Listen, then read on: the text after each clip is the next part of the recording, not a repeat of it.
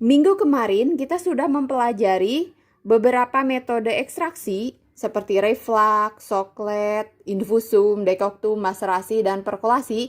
Sekarang kita akan mempelajari metode-metode ekstraksi yang bisa dinilai lebih canggih ya. Setidaknya mengenal meskipun nanti tidak akan dipraktekkan di praktikum.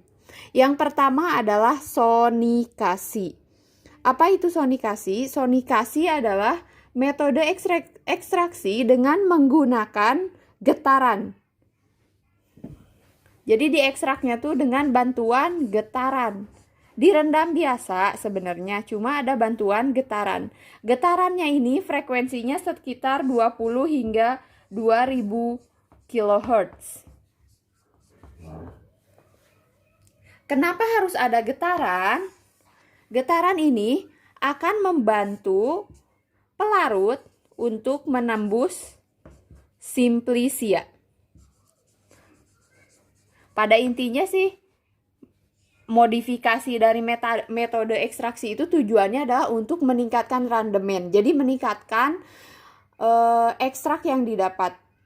Nah, salah satu caranya adalah dengan sonikasi. Sonikasi ini dibantu getaran. Getarannya itu membantu si pelarut untuk menembus sel-sel simplisia sehingga meningkatkan kelarutan zat aktif yang akan kita ekstrak.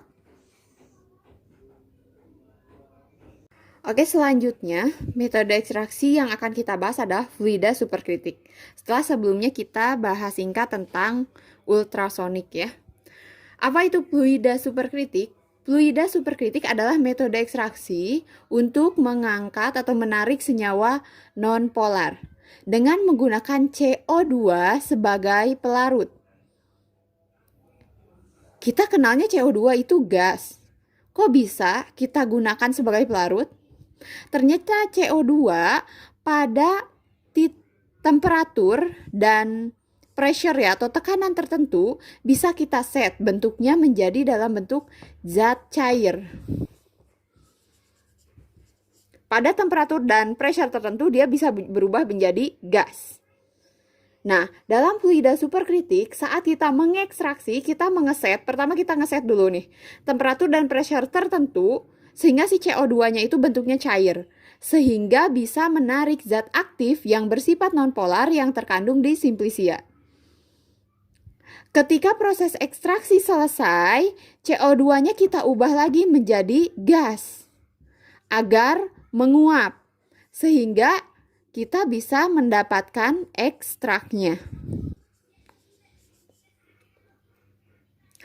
Nah, karena alatnya lebih canggih, otomatis biaya ekstraksi lebih mahal. Tapi kenapa sih orang-orang sampai mendesain suatu metode ekstraksi khusus untuk senyawa yang bersifat nonpolar? Padahal mungkin bisa memakai metode ekstraksi lain seperti soklet, reflux, maserasi, perkolasi. Alasannya adalah karena kebanyakan pelarut yang bersifat nonpolar itu adalah toksik. Ketika kita menggunakan ether, kloroform ya. Ether, kloroform itu toksik ya.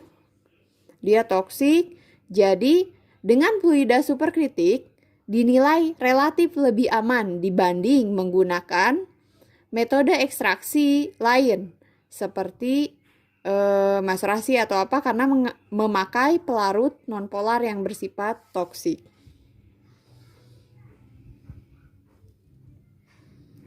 Metode ekstraksi selanjutnya yaitu cara pitonik ya. Metode pitonik ini juga digunakan untuk senyawa yang nonpolar ya, di mana mereka menggunakan hidrofluorokarbon sebagai pelarut.